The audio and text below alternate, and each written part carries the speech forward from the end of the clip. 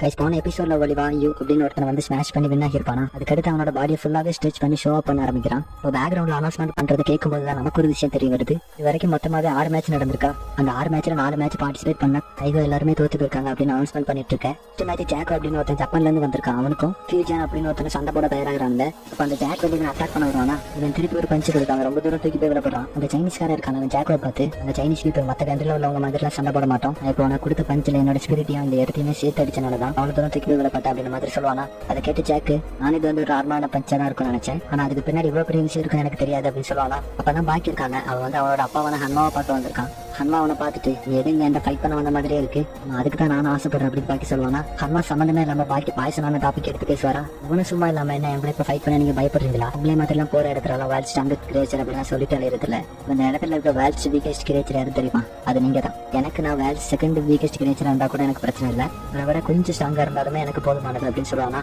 என்ன மாதிரி இவங்க 2 பேரும் சண்டை போட தயாராயிட்டு இருக்கேன். அப்படியே மெயின் சைடு பார்க்க போயிடலாம். மெயின் சைட்டை விடவும் பாக்கி யூஜர் இவங்க 2 பேரோட ஃபைட் தான் பயங்கரமா இருக்கும் போல. அந்த சைனீஸ் கைக்கும் இருக்காங்க. அவன் ஃபர்ஸ்ட்ல இருந்து ஒரே பொசிஷன்ல தான் இருக்கிறான். இவனுக்கு எந்த ஒரு ஓப்பனிங்கும் கொடுத்துட கூடாது அப்படின்ற மாதிரி நின்றுட்டு இருக்கும்போது இந்த நேரத்துல சம்மந்தமே இல்லாம ஜாக் வந்து அவனோட டோஜுக்கு ஆள் ரெக்ரூட் பண்ணிட்டு இருக்கான். எனக்கு மொத்தம் 25,000 ஃபாலோவர்ஸ் இருக்காங்க, எப்படி என் கூட சேர்ந்து அவங்க ட்ரெயின் பண்றேன் அப்படின்னு கேட்கும்போது இவனுக்கு இங்க என்ன நடக்குது அப்படின்னு புரியாம முடிச்சிட்டு இருக்கும்போது ஜாக் அவன் கிட்ட வந்து ஸ்ட்ரென்த் வச்சு மட்டுமே சண்டை போட்டு ரொம்பவே போர் அடிக்குது அப்படின்னு சொல்லிட்டு சுத்தி வீசிடுவான். வீசினதோட மட்டும் இல்லாம அவனோட சொல்றேன் டிஸ்லோகேட் பண்ணிட்டு அந்த மேட்ச்ல வின் பண்ணனால நீ என்னோட டோஜோட ஜாயின் பண்றேன் அப்படின்னு சொல்றதோட ஜாக் வின்னர் அப்படிங்கறத அறிவிக்கிறாங்க. பாக்கி விடாம ஹன்மாவை டிஃபை பண்ணியே பேசிட்டு இருக்கேன். ஹன்மா பாக்கிய பார்த்து பாக்கி ரொம்ப கஷ்டப்படாத, உன்னோட லெக் வந்து ஷேக் ஆகுது பாரு. இவனும் கீழே கொஞ்சம் பார்ப்பானா, லெக் ஒன்னு ஷேக் ஆன மாதிரி தெரியல. ஆனா ஹன்மா வந்து பாக்கியை ஷேக் பண்ண ஆரம்பிக்கிறாரு. இந்த செவத்தோட சேர்த்து வச்சு அமைத்து வெளியே தூக்கி வீசிடுவாரு.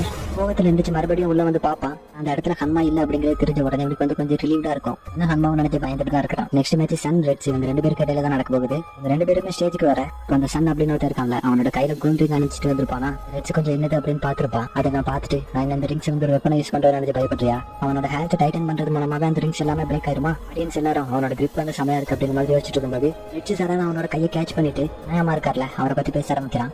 ஹனாயாமோட கிரிப் எந்த அளவுக்கு ஸ்ட்ராங்னு தெரியும். பெக்கு ஹனாயாமா இவங்க 2 பேரும் ஒரு தடவை மோதிக்கும் போது பெக்கோட கையவே அவர் பிச்சு போட்டதை பார்த்திருப்போம். அவரை பத்தி ரெட்ஸ் அவங்க சொல்லிட்டு இருப்பானா. இந்த மாதிரி பேசிட்டு இருக்கும்போது அவனை தரையோட உட்கார வச்சிருவான். ஏன்னா கைகாக்கான லெவல ரீச் பண்ணலாம் அப்படின்னு சொல்ல வின்னர் அப்படிங்கிறத அறிவிக்கிறாங்க. இந்த மேட்ச் வந்து இங்க எந்த இருக்கா அவரோட ரூமுக்கு போகும்போது ரூமுக்குள்ளதான் காக்கு அடுத்த மினிஸ்ட்ரி அவங்க எல்லாருமே அங்கதான் இருக்காங்க.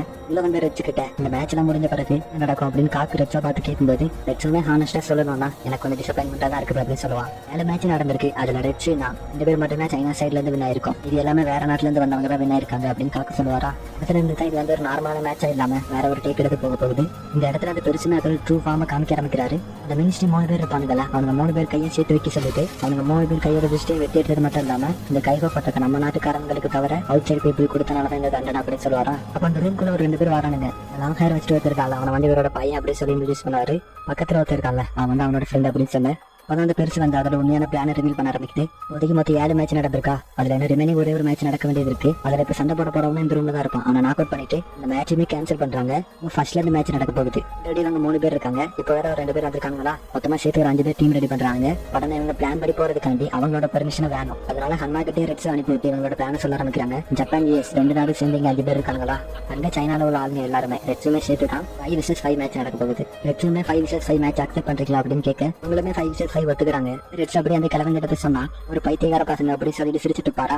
அவர்கிட்ட உங்ககிட்ட ஒரே ஒரு விஷயம் மட்டும் சொல்லிக்கலாமா, நம்ம நாட்டுல உங்களே மாதிரி எல்லாம் சொல்ல வேட்ச நான் ரொம்பவே மதிக்கிறேன். பட் ஆனா நீ ரொம்ப மோசம் அப்படின்னு வச்சு சொல்ல சரி விட்டு தெரியல அப்படின்ற மாதிரியான மட்டும் தான் பெருசா உட்காந்துட்டு இருக்கேன். இப்போ மேட்ச் ஃபர்ஸ்ட் டைம் மாதிரி நடக்க போறதில்ல, வேற மாதிரி மாறிடுச்சு அப்படிங்கிறது ஆடியன்ஸ்ல சொல்லணும்ல. ஆனா 2 சைடோட டீமே நிக்க வச்சு அனௌன்ஸ்மெண்ட் பண்ணிட்டு இருக்கேன். அம்மா பெருசா பார்த்து என்ன அவங்க டீம் எல்லாம் சின்ன பசங்களா இருக்காங்க அப்படின்னு சொல்லி சிரிச்சிட்டு இருக்கேன். அந்த ஆன்சர் சும்மாவே இருக்க மாட்டேங்கிறான். அவரோட சிரிப்பிலே அவர் தான் வின் பண்ண போறாரு அப்படிங்கறத சொல்றாரு அப்படின்ற மாதிரி சொல்லிட்டு இருப்பான். அனௌன்ஸ்மெண்ட் இங்க பண்ணி முடிக்க அம்மா அவர் டீம்ல உள்ள எல்லாருமே கூப்பிட்டு ஒரு பிளான் பண்ண ஆரம்பிக்கிறாரு.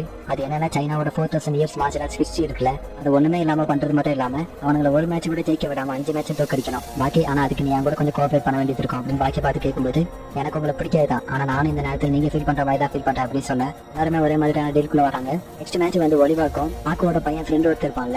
இவங்க 2 பேருக்கு இடையில தான் நெக்ஸ்ட் மேட்ச் நடக்க போகுது. அந்த ரோனை பத்தி தான் ஜாக் வந்து ஒலிவா கிட்ட வான் பண்ண வர அவனை பத்தி எல்லாம் புது நினைக்கிறான். அவனோட நேம் வந்து ரோன். அவனோட நேம்ஸ் எல்லாம் தெரிஞ்சு போயிடலாம் நினைச்சேன். இவன் வந்து நிறையவே தைவான்ல இருக்கிற அண்டர் கிரவுண்ட் சண்டை போட்டுட்டு இருக்கான். இந்த மாதிரி அண்டர் கிரவுண்ட் நடக்கக்கூடிய மேட்ச்ல வின் பண்ணீங்க அப்படின்னா உங்களோட நேம்ல வந்து ஒரு மிகப்பெரிய எஸ்டேட் எழுதி தருது. இந்த மாதிரி ஒரு லக்ஸரியஸான ஃபைட் அப்படின்னு சொல்லும்போது இப்ப அந்த ஃபைட்ல ரூல்ஸ் அப்படிங்கிறது ஒன்று இருக்காது.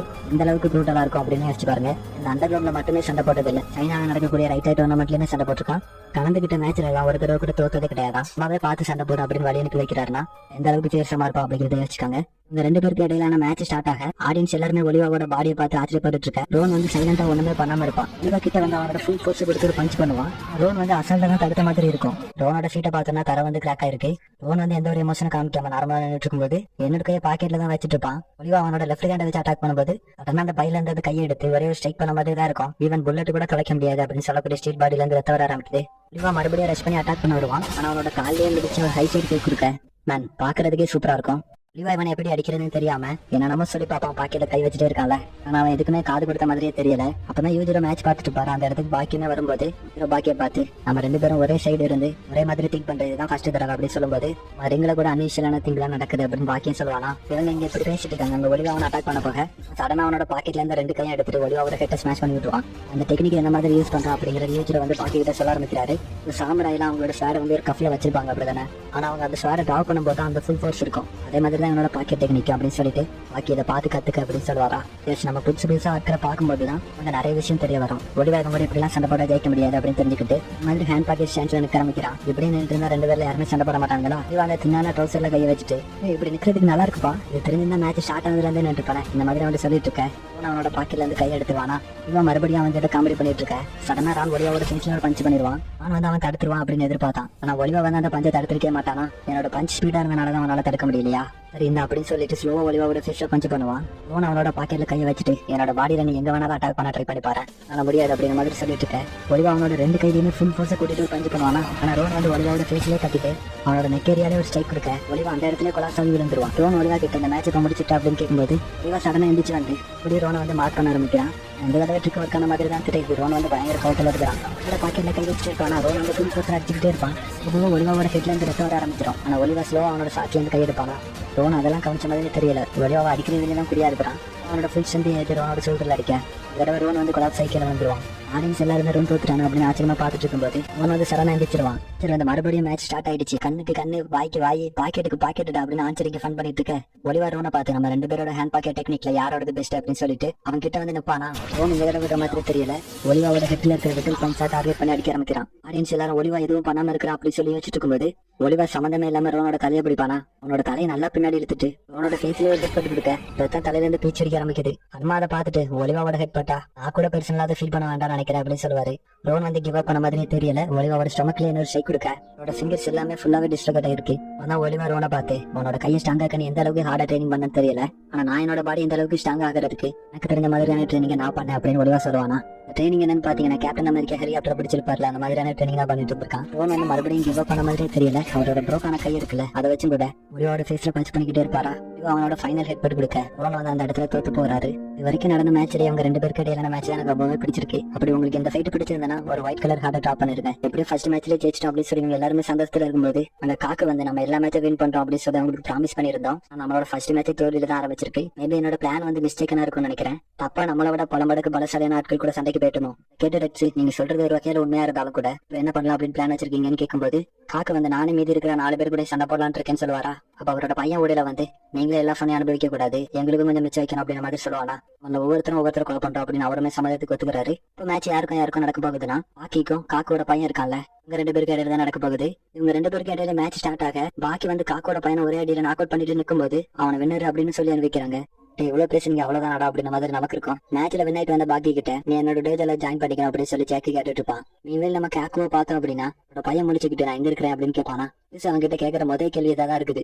நீ உண்மையாவே என்னோட பையன் தானடா அப்படின்ற மாதிரி கேட்பாரு. அவனுமே நடன மேட்ச்ல தோத்துட்டேன் அப்படிங்கிற புரிஞ்சுக்கிறான். நெக்ஸ்ட் மேட்ச் யார் கலந்துக்க போறா அப்படின்னு பாத்தீங்கன்னா நம்ம டீம்ல இருந்து ஜாக் இருக்காருல அவரும் டீம்ல இருந்து ரெட்ஸுமே கலந்துக்கிறாரு. ரெட்ஸ் மேட்சுக்குள்ள போறதுக்கு முன்னாடி காக்கு எல்லாத்தையும் சொல்லி தான் அனுப்புறாரு. இந்த மேட்ச் நம்ம தோத்தோம் அப்படின்னா நம்மளோட தோல்வி அப்படிங்கிறது உறுதி ஆயிரும். உன்னோட கையில தான் நம்ம சைனாவோட மானமே அடங்கி இருக்கு அப்படின்ற மாதிரி சொல்லி அனுப்புவாரு. அவங்க ரெண்டு பேருக்கு இடையிலான மேட்ச் ஸ்டார்ட் ஆகுது. இது வந்து டெத் ஆர் லீவ் மேட்சா இருக்கிறனால ஆடியன்ஸ் எல்லாருமே குடும்பி பாத்துட்டு இருப்பாங்களா. ரெட்ஸ் வந்து மேட்ச் ஸ்டார்ட் ஆன உடனே ஸ்டாண்ட்ஸ் எனக்கு ஆரம்பிச்சிருவாரு. ஆனா ஜாக் ரெட்ஸ் கிட்ட வந்து நம்ம ரெண்டு பேரும் ஹேண்ட் ஷேக் பண்ணிக்கலாமா அப்படின்னு கேட்பான். ரெட்ஸுமே அவங்களோட ஹேண்ட் ஷேக் பண்ணுவாரா. கொஞ்சம் நார்மலா தான் பேசிட்டு இருப்பான். ஆனா அவன் ரெட்ஸ் அட்டாக் பண்ண போக வந்து அவனோட கையை ஃபுல்லா ஸ்ட்ராங்கா தான் பிடிச்சிட்டு இருந்திருப்பாரு. ஆனா அவனால ஃபுல்லா பெண்ட் பண்ணி அட்டாக் பண்ண முடியல. ரெட்ஸுமே அவனை சுத்தி வீசும்போது ஆடியன்ஸ் எல்லாரும் ஜாக்க பார்த்து கத்த ஆரம்பிக்கிறாங்க. ஏன்னா ஹேண்ட் ஷேக் பண்ணிக்கலாம் அப்படின்னு சொல்லிட்டு வந்து அட்டாக் பண்ணிருப்பான். இந்த மாதிரி டேட்டியா சண்டை படாத அப்படின்னு சொல்லி ஜாக்க பார்த்து கத்திட்டு இருப்பாங்களா. மறுபடியும் ரெட்ஸ் கிட்ட வந்து ஹேண்ட் ஷேக் பண்ணிக்கலாமா அப்படின்னு சொல்லிட்டு வருவான். ரெட்ஸ் வந்து ஹேண்ட் ஷேக் பண்ண மாட்டாரு அப்படின்னு நம்ம யோசிச்சுட்டு இருப்போம். சிவனை மறுபடி திரும்பி ஹேண்ட் ஷேக் பண்ணும்போது ரெட்ஸ் என்ன மன்னிச்சிருங்க அப்படின்னு சொல்லிட்டு பேக் சைடோட பெண்ட் பண்ணி அட்டாக் பண்ண ட்ரை பண்ணுவான். ரெட்ஸ் அவரோட பாடியை கரெக்டா ஸ்ட்ரென்தன் பண்ணிட்டு அவனை தூக்கி வீசிடுவாரு. ரெட்ஸை பார்த்து சிரிக்கிறதோட இந்த எபிசோட் வந்து எண்ட்